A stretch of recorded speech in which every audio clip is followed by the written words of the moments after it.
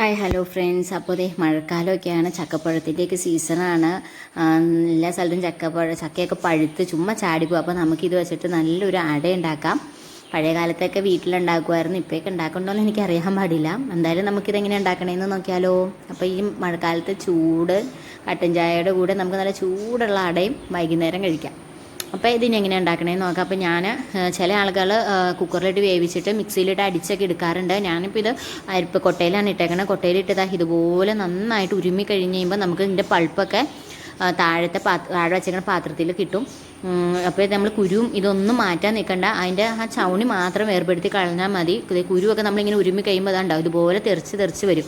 അപ്പോൾ നമുക്കത് പറക്കി കളഞ്ഞിട്ട് വീണ്ടും ആ പൾപ്പിട്ട് ഒന്നും കൂടി നന്നായിട്ട് ഇതുപോലെ ഉരുമ്മി കൊടുത്തു കഴിയുമ്പോൾ ഇതിൻ്റെ ഫുൾ പൾപ്പും ആ താഴത്തെ പാത്രത്തിൽ ചാടും. അപ്പം നാരും ഒന്നും ഉണ്ടാവില്ല, നാരൊക്കെ മുകളിലെ പാത്രത്തിൽ കിടക്കുകയും ചെയ്യും.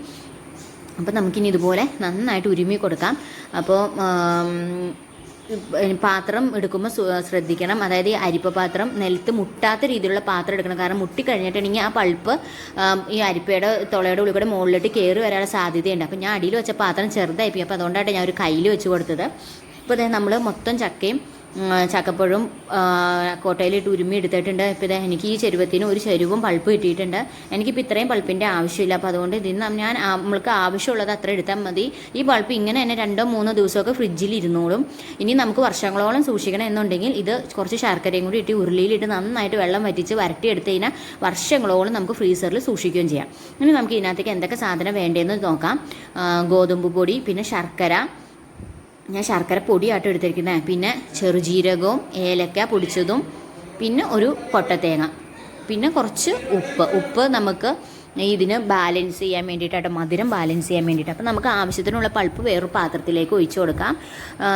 ഇപ്പോൾ എനിക്ക് വീട്ടിലിപ്പോൾ കുറച്ച് ആൾക്കാരുള്ളൂ, അപ്പോൾ അതുകൊണ്ട് തന്നെ ഞാൻ ഒരുപാടൊന്നും എടുക്കുന്നില്ല. ബാക്കി ഞാൻ ഫ്രിഡ്ജിൽ സൂക്ഷിക്കാൻ പോവാണ്. അപ്പോൾ നമുക്ക് ആവശ്യമുള്ളപ്പോൾ എപ്പോൾ വേണമെങ്കിലും എടുക്കാം. ഇനി നമുക്ക് ഇതിനകത്തേക്ക് ഗോതമ്പ് പൊടി ഇട്ട് കൊടുക്കാം. ഗോതമ്പ് പൊടി എന്ന് പറയുമ്പോൾ ഇതിനകത്ത് നമ്മൾ വേറെ വെള്ളമൊന്നും ചേർക്കുന്നില്ല.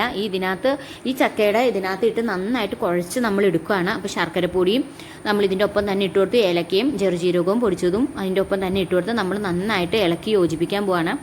ഇത് ഇളക്കി യോജിപ്പിച്ച് കഴിഞ്ഞിട്ട് നമ്മുടെ കയ്യിൽ നിന്ന് ചാടി പോരില്ലാത്ത ആ ഒരു പരുവം, അതാണ് ഇതിൻ്റെ പരുവം. ആ പരുവത്തിൽ നമ്മൾ അത്രയും ആകുന്നവരെ നമ്മൾ പൊടിയിട്ട് നന്നായിട്ട് കുഴച്ച് കൊടുക്കണം, ശരിക്കും യോജിപ്പിക്കണം.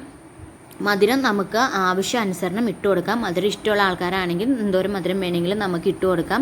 അപ്പോൾ ഞാൻ ശർക്കര പൊടിയായിട്ട് ചേർത്ത് കൊടുത്തേക്കണം. നിങ്ങൾ ഇനി ഉണ്ട ശർക്കര ആണെങ്കിൽ ഒന്നെങ്കിൽ അത് ഉരുക്കിയിട്ട് നമുക്ക് ഒഴിച്ചു കൊടുക്കാം, അല്ലെങ്കിൽ അത് ചിരണ്ടി ഇട്ട് വേണമെങ്കിലും കൊടുക്കാം. ഒഴിക്കുമ്പോൾ വെള്ളം കുറച്ച് വേണം ശർക്കര ഉരുക്കിയെടുക്കാൻ. വെള്ളം ഒരുപാടായി പോയി കഴിഞ്ഞാൽ നമ്മൾ ഒരുപാട് പൊടി ഇട്ട് കൊടുക്കേണ്ടി വരും. അപ്പോൾ ചക്കയുടെ ടേസ്റ്റൊക്കെ അങ്ങോട്ട് പോകും, പിന്നെ പൊടി മാത്രമായി പോകും. അപ്പോൾ അതുകൊണ്ട് അത് ശ്രദ്ധിക്കണം. ഇപ്പോൾ ചക്കപ്പൊടിയൊക്കെ ശർക്കരപ്പൊടിയൊക്കെ ഇപ്പോൾ മേടിക്കാൻ കിട്ടും. അപ്പോൾ അതുകൊണ്ട് ശർക്കരപ്പൊടി ചേർക്കുകയാണെങ്കിൽ അതായിരിക്കും കുറച്ചും കൂടി നല്ലത്. ഇനി ഞാനൊരു കൊട്ട തേങ്ങ എടുത്തേക്കണേ. തേങ്ങയൊക്കെ കടിക്കാൻ ഇഷ്ടമുള്ള ആൾക്കാരാണെങ്കിൽ നമുക്ക് എന്തോരം തേങ്ങ വേണമെങ്കിൽ ചേർത്ത് കൊടുക്കാം, നല്ല ടേസ്റ്റ് ആയിരിക്കും. പിന്നെ പച്ചത്തേങ്ങ എടുക്കണമെങ്കിൽ അതൊന്ന് വറുത്ത് കൊടുക്കണം.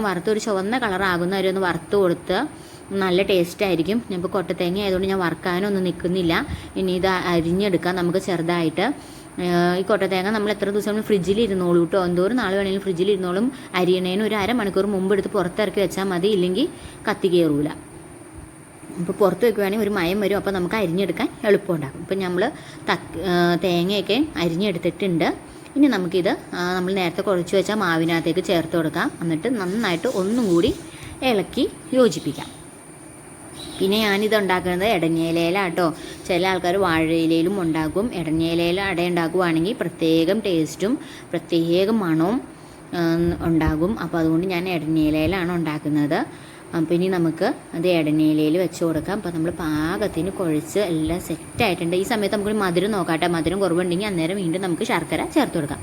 ഇനി നമുക്കത് ഇടഞ്ഞയിലയിലേക്ക് വെച്ച് കൊടുക്കാം. ഞാൻ ആ ഇലയുടെ നടുഭാഗത്ത് കുറച്ച് മാവ് വെച്ച് കൊടുത്തിട്ടുണ്ട്. എന്നിട്ട് 2 ഇല മടക്കി ഒന്ന് പരത്തി കൊടുത്തിട്ടുണ്ട്. അത് ക്യാമറയിൽ ശരിക്കും വന്നില്ല, അപ്പം നിങ്ങൾക്ക് മനസ്സിലായി ഞാൻ വിചാരിക്കുന്നു. ഇനി നമുക്കിത് ഇഡ്ഡലി പാത്രത്തിൽ വെച്ച് കൊടുത്ത് ആവിയേറ്റാം. ഏകദേശം ഒരു അരമണിക്കൂറിനടുത്ത് നമ്മളിത് ആവിയേറ്റണം. ഒത്തിരി കട്ടിയിൽ വെക്കരുത്, അപ്പോൾ ഉള്ളു വേവാൻ താമസമായിരിക്കും.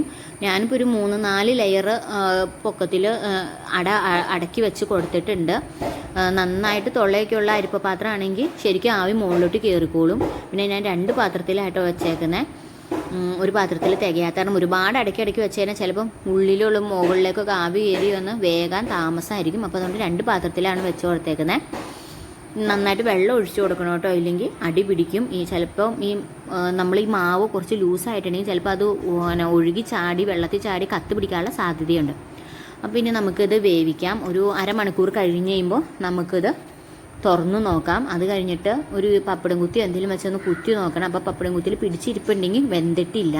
അപ്പോൾ നമ്മൾ ഒന്നും കൂടി ഒരു 10 മിനിറ്റ് കൂടി ഒന്ന് വേവിക്കണം. അപ്പോൾ ഇപ്പോൾ നമ്മുടെ അടയൊക്കെ വെന്തിട്ടുണ്ട്. നമുക്ക് തുറന്ന് നോക്കാം. തുറക്കുമ്പോൾ തന്നെ ആ എണ്ണയില ആവിയിൽ പുഴുങ്ങിയതിൻ്റെ നല്ലൊരു മണം വരുന്നുണ്ട്. നല്ല ചൂടാട്ടോ ഉണ്ടോ. അപ്പോൾ നമ്മുടെ അട നന്നായിട്ട് വെന്തിട്ടുണ്ട്. അതുകൊണ്ടാണ് ഇലയിൽ നിന്ന് നന്നായിട്ട് വിട്ടു പോന്നേക്കുന്നത്. വേവ് കുറവായിരുന്നെങ്കിൽ ഇലയിൽ നിന്ന് വിട്ടു പോരില്ല, ഇലയിൽ പിടിച്ചിരിക്കും. അപ്പോൾ നമ്മുടെ അട നന്നായിട്ട് വെന്തിട്ടുണ്ട്. അപ്പോൾ ഇത് എല്ലാവർക്കും ഇഷ്ടപ്പെട്ടു എന്ന് വിചാരിക്കണം. എല്ലാവരും ഒന്ന് ട്രൈ ചെയ്ത് നോക്കണം. ഇഷ്ടപ്പെട്ടാൽ സപ്പോർട്ട് ചെയ്യണം. അപ്പോൾ അത്രയേ ഉള്ളൂ ഇന്നത്തെ വീഡിയോ. Thank you.